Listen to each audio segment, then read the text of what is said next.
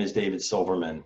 I'm an ambassador Triple Diamond with a company, ASEA, a very unique company. And what you're going to see in the next few minutes is one of the reasons why.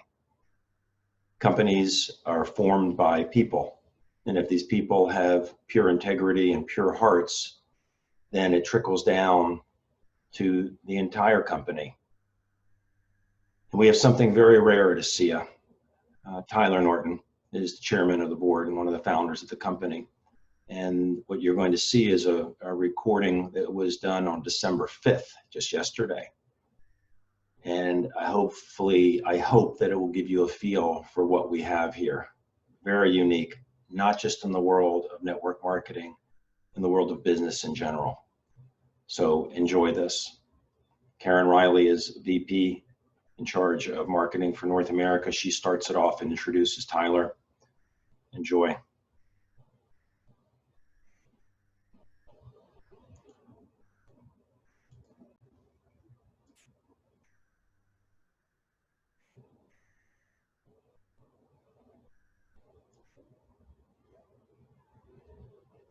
Going to roll right into our next guest. Thank you so much, Tyler, for being with us today. How are you, friend? I'm doing great. How are you doing? I'm good. I know you're laughing at me right now because you're like, you can feel how excited I am, right? I mean, I love the fact that you're laughing at me. We laugh at each other all the time. So that's okay. You can laugh at me. I'm laughing too. But I'm not laughing at you. I'm smiling because Alan's excited to break the bank. I know it. He was the craziest cuckoo for Cocoa Puffs rabbit on the call. And he is excited to break the bank. And speaking of break the bank, Tyler, we've just been week-long strategy sessions as an organization. Yeah. Going over our plans for next year, talk about breaking the bank and the power of this company, the sustainability that has been brought to network marketing through ASEA. It's a testament to you as the leader of this organization and all the people that you've put into place and the environment that you've created. So first and foremost, thanks, Tyler, for everything that you've done this year. It's been an absolutely incredible year. I've just so appreciated the power of full engagement that we have all had as an internal organization, but that the example that you set for all of us, right? The field leadership, the corporate leadership, so grateful for your chief ethos examples every single day. What's this year been like for you? What are you thinking about as December rolls around? I've got a lot of thoughts I want to share today.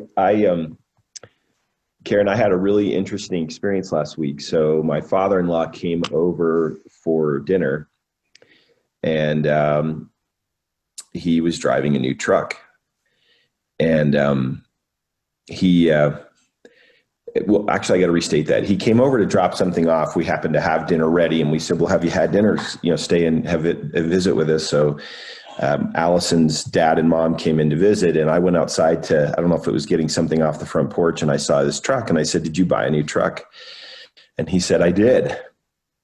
And I later learned, of course, he went out, and I went for a drive with him in his brand new truck. And my father-in-law's 73 years old. But he had COVID a few weeks prior, and it really affected him. And it was difficult for him. In fact, he's normally a very energetic man and up very early in the day and just always going. And this really kind of knocked him down. And he was sleeping, 15, 16, 17 hours a day. And I honestly believe at one point, he started thinking maybe this is going to be it. Maybe I'm the 1 out of 100 or the 2 out of 100, whatever the statistics are now. And, thankfully he got better. And I will say parenthetically, if he ever watched this, that he's not a huge fan of the taste of ASEA. So despite the fact that it's a huge part of our world, I just have never been terribly successful at getting him to take it. But I tell you this because I realized that the reason he bought a truck, and the reason he bought a truck is he actually said to himself, and I asked him at the kitchen table, I said, so what's with the truck? And he said, I've always wanted a truck. And I found myself saying, he probably was contemplating his view, his mindset towards life probably changed a little bit just on the premise or the thought that maybe this was going to be something that might alter or affect, the balance of his life. And I realized how powerful this moment was, that here's a person who's been extremely successful throughout his life, but who was waiting to allow himself to do something that he'd always wanted to do until the thought of it not being an option became real. And I've really been thinking a lot about that this week. And I wonder how many people on this call have something that they've always wanted to do. Maybe it's something they've always wanted to be. Maybe it's something they've always wanted to buy. Maybe it's something that an experience they've always wished that they could have. But I found it really fascinating to think about this past week that it took this moment of adversity, this moment of reflection and even possible like setback, for him to start asking himself the questions that, who's to say he shouldn't have been asking these questions 30 years ago, which is, why can't I have and do the things I've always wanted to do? What am I waiting for? What's out there waiting for me? His father, so my wife's grandfather, lovely man who has since passed many years ago. When I was first married, he lived down in central Utah in an area that really close to a swell down there called the San Rafael Swell. And this swell looks like a mini Grand Canyon. It's absolutely beautiful. And this wonderful man, his favorite pastime, his passion in life was to go out and explore in this swell and in these surrounding areas, which were all Native American areas. This was decades and decades ago. And in the late 60s, he was exploring on a ledge inside the San Rafael Swell. So take the Grand Canyon and kind of imagine it shrinking. And he's climbing up to these ledges and he's looking around and he finds an Indian woman that was curled up with a child and with a bundle on her back that had been hand stitched with bone. And it carried berries and it carried thread and bone needles, and just a fascinating thing. And it became somewhat of an archaeological discovery. It was carbon dated all the way back to 1200 AD, probably the Paiute or Ute Indians, which is where the name Utah comes from. And it was sent to France to an archaeological review there, and then it's been placed in a museum. It's known as the Sitterud bundle, and they're Norwegian, so that's Sitterud in Norwegian. My wife's maiden name is Sitterud. So I tell you this story because when my wife's grandfather, so this is my father-in-law's dad, the one who bought the truck, his dad, I would do some work early on in my financial services career. About once a week, I'd go down to that area to work on a block of kind of family and friend clients down there. And it wasn't uncommon for me to stay at my wife's grandpa's home. And her grandmother was so sweet. They'd always prepare a meal for me. I didn't know them too terribly well. I'd only been married a few years. But they were always kind to me, and they wanted to do something for me when I would come down there. So Allison's grandfather one time took me in his old beat up truck, and we went driving through the San Rafael Swell, and he was showing me, the glyphs that are down there and all these places. He showed me where he found this bundle, which has really been quite a treasure. But then I don't know why I asked this question. It's probably not a fair question to ask him, but I said, Grandpa, do you have any regrets at this stage in your life? Now, I want you to picture this. We're driving in this beat up old truck, one of these trucks that has a bench front seat. It's an old Ford. We're bouncing along on this dirt road, and the brakes squeak to a stop. And he kind of looks for a minute. I'm thinking he's going to talk about his marriage. He's going to talk about his career. He's going to talk about something that he really regrets this would have been like high 80s, probably 88 years old. And he looks up and he points to a ledge right up across the San Rafael Swell, but pretty high up and clearly a place that would not be easy to get to. And he says, I regret that I never walked and explored that ledge right there. And I was dumbfounded that that was his life's regret. And then I realized he had discovered something that in this little town, this little county, this little community had traveled the world. His passion and his love was going out and looking for evidences and artifacts of the indigenous populations of his area. And there was an area where he believed there was probably more up there. Now, why do I tell you those two stories? I think this year has taught us all to step back and think about what's something that you should be doing that you've always wished you could do or would do or hoped you would do or thought you would do or believed you might do or should do into the future. What is it about the concept of regret, of leaving something undone, something unsaid, something unexplored? I mean, think about the notion of an 88, 89-year-old man who realizes now that his body won't allow him to go explore this one part of the San Rafael swell. And if you Google search that, you'll see some beautiful images of it. But who knew every corner and cranny of this and had found a beautiful artifact, almost 1,000 years old, that had been carbon dated and had been written about in archaeological finds, was in a museum, a local museum down there, small as it is. And he wished he explored that one spot. He wished that he had taken advantage of it.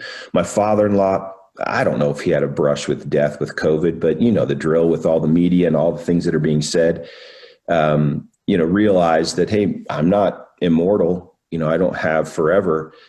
And then realizes, I've always wanted a nice truck. And I can tell you, having been around him now for almost 30 years, he could buy a truck whenever he wanted. But it was more this mindset that was letting him do and be something that he's always hoped and wished and wanted to do or be.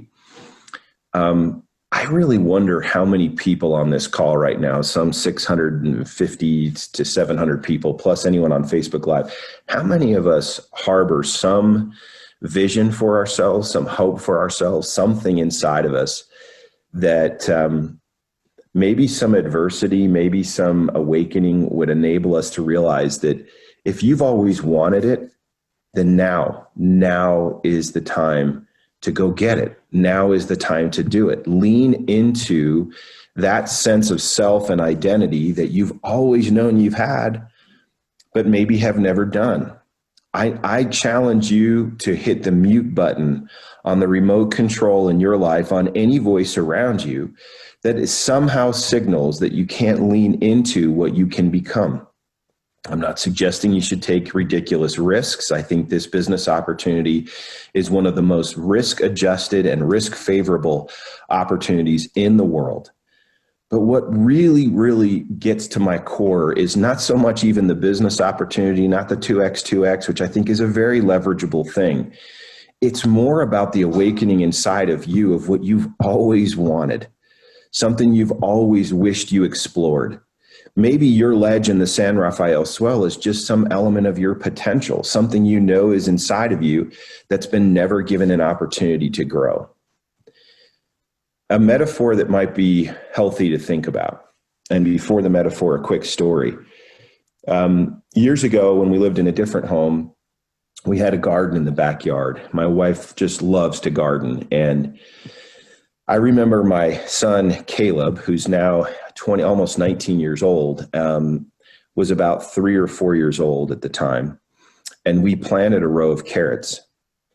And we involved the kids in this. We kind of roped off and measured off. In fact, at the time, we gave each of the kids a row in the garden to be responsible for. Those of you that don't know me, I have 6 kids, big family, five boys and 1 girl. So what we did is we went out and we literally roped off sections of this garden, and we were going to kind of have a challenge to see who could grow things and who would take care of their part of the garden, weed it and take good care of it. What I didn't realize is my 3-year-old wouldn't understand the whole concept of gardening. And so it was not uncommon for me to come home from work and walk through the front door and around the corner into the kitchen and to see a little green sapling of sorts, a little green shoot with a small little orange taproot that had started. and some dirt, maybe one or two of them, and they were just on the table. And my heart just melted at the thought that I realized that this little 3 and 4 year old boy was realizing that it worked. The seed was growing. And so to show evidence of it, he didn't understand the notion of let it grow, like keep it in there. Don't pull it up too quickly. And so we would laugh, and I'd have to teach him. I'd have to say, okay, now if we pull it up, we can still replant, but it's not the same. You want to let it grow. I've been thinking a lot about this concept of, I wish I would have explored that ledge. I've been thinking a lot about the concept of regret, and of people that have lived lives and just feel like they've never, they've been limited. They've never liberated themselves. They've lived inside of some imposed limitation upon them. Let me tell you a metaphor to consider. A seed, let's say a seed of a pine tree, a seed of a redwood, a large sequoia tree, they all pretty much weigh very similar. They're like literally 0.003 of an ounce are these seeds.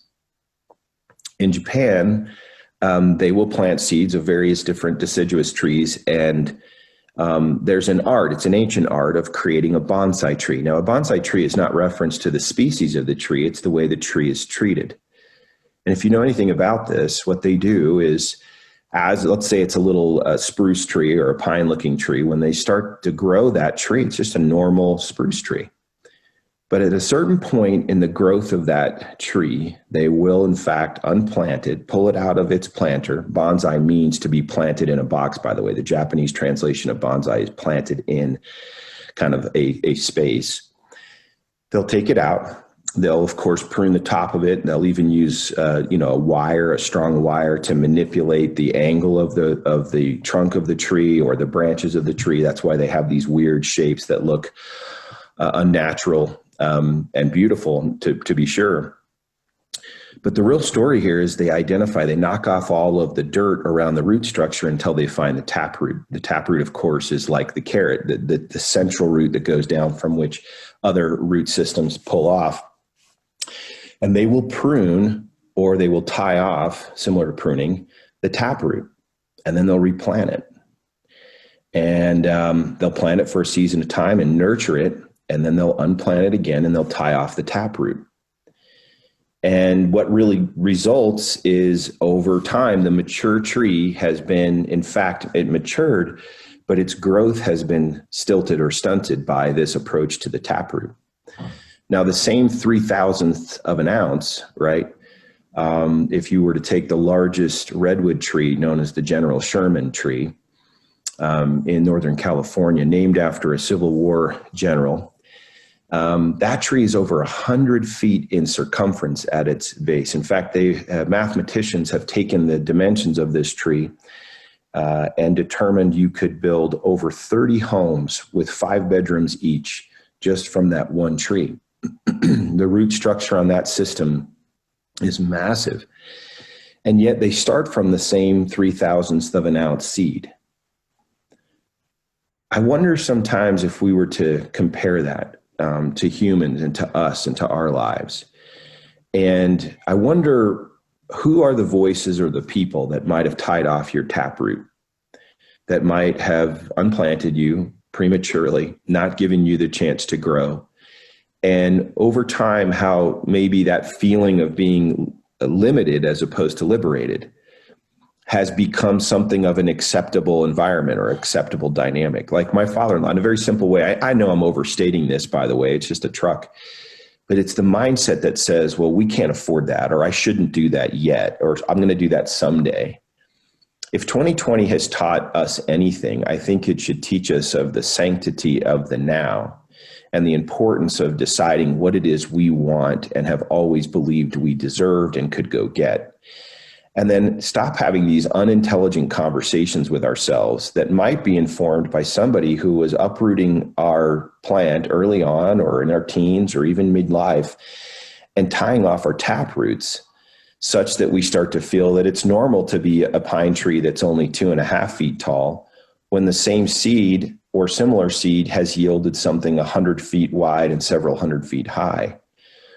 Now, it's just a metaphor. I don't mean to over-labor it, but I do think it's important for us to step back and say, what's something you've always wanted to do? I don't care if it's to explore the top of a swell. I was so amazed at the simplicity of his answer at age 88. Wouldn't it be fascinating to interview elderly people and discuss regret and discuss it from the perspective of the things that they knew they could have done and didn't?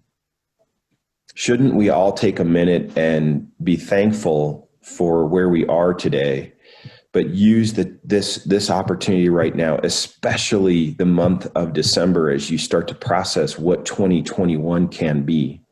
And I think we're all anxious to move on from some of the challenges, but I think we need to let these challenges inform our whole mindset and attitude towards life. I fear very few things, but I fear regret.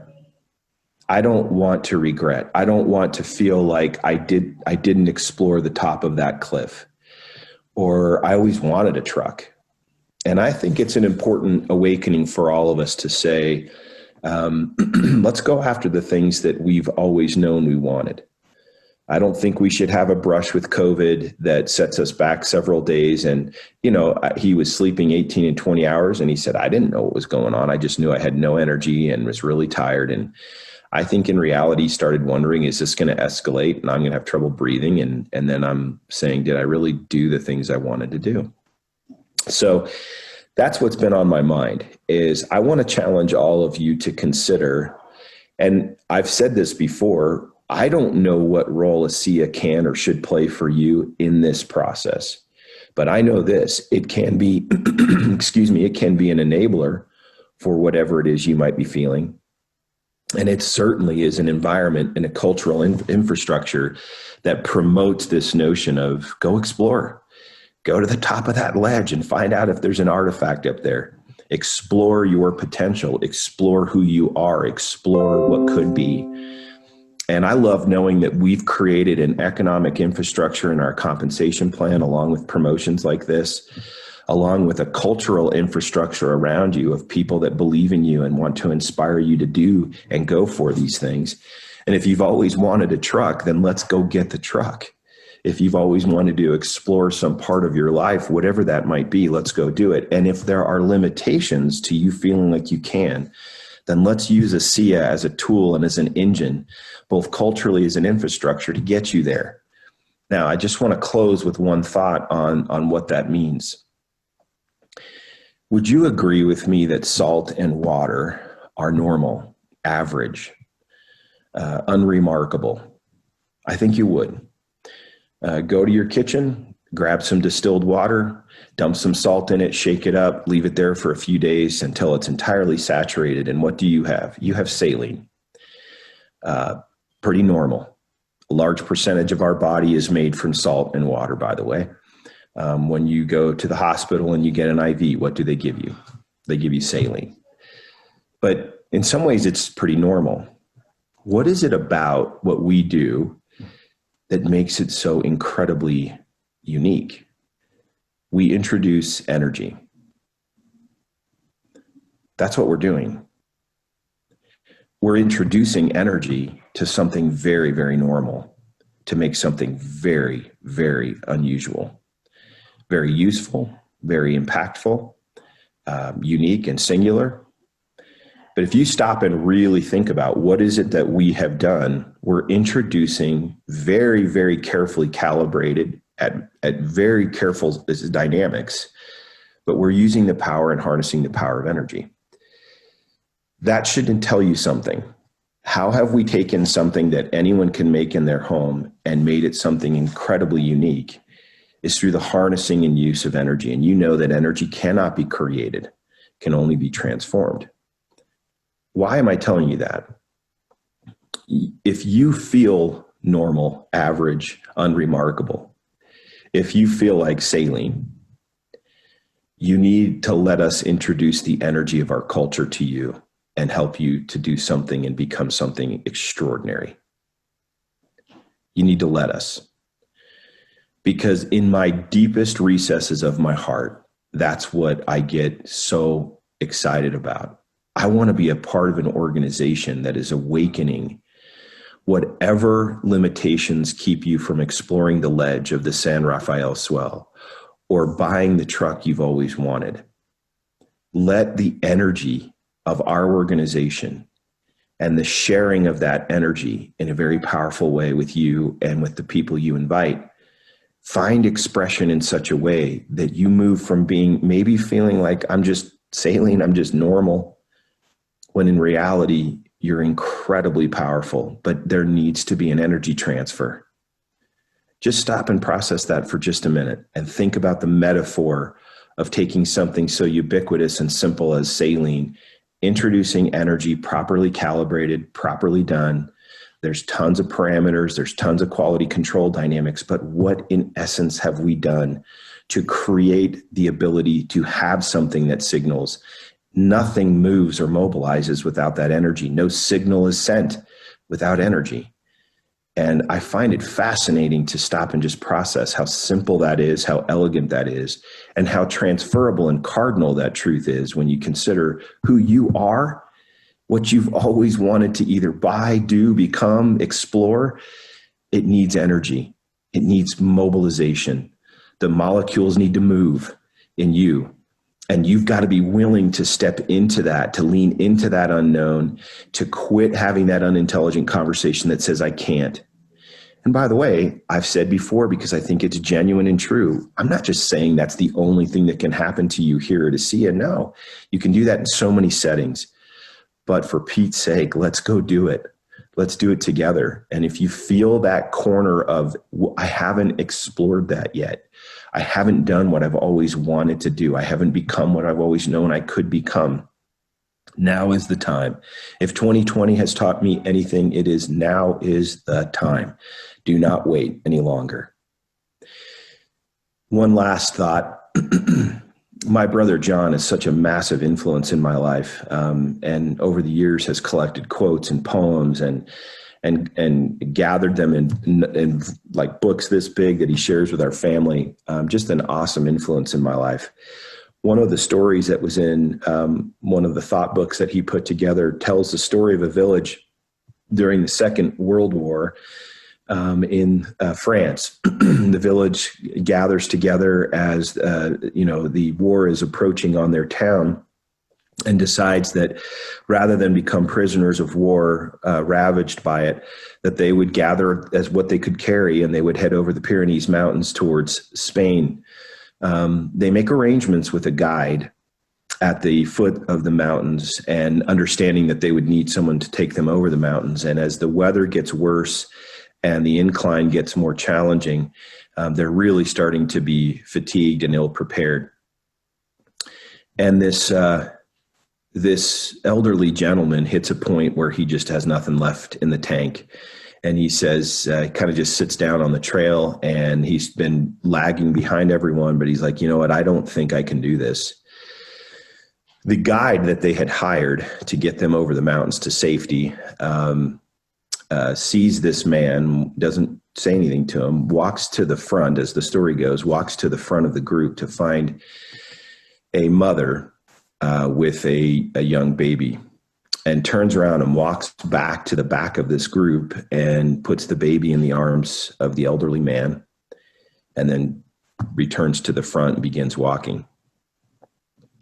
And as the story is told, the awakening of sense of duty and responsibility to someone else's health, strength, life, sustainability, survival in this case, opens up a store or a reserve of strength and will in this elderly gentleman. And he realizes, I'm not going to sit here and decide what I can't do if I'm now responsible for someone else and their survival. And so with that new sense of identity and capacity being awakened by a sense of duty and responsibility to the health and well-being of another, a whole new sense of strength emerges. And again, it's a story, but as the story goes, he gets up and begins to walk and carries this child with him, and in fact survives and makes it over the top of the mountains. I like to think about each of us having an awakening when our responsibility becomes the success of others. When we suggest to someone else that they can explore that ledge with us, they can buy the truck they've always wanted. They can reach and scratch the itch in their back they've never been able to scratch or reach. But the beautiful thing about this is something happens to us when we reach into those reserves that awakens our own sense of not only just duty and responsibility, but our ability, what we can actually do when our concern for someone else becomes equal to or greater than, in this case, greater than the person was willing to sit and say, look, I'm out.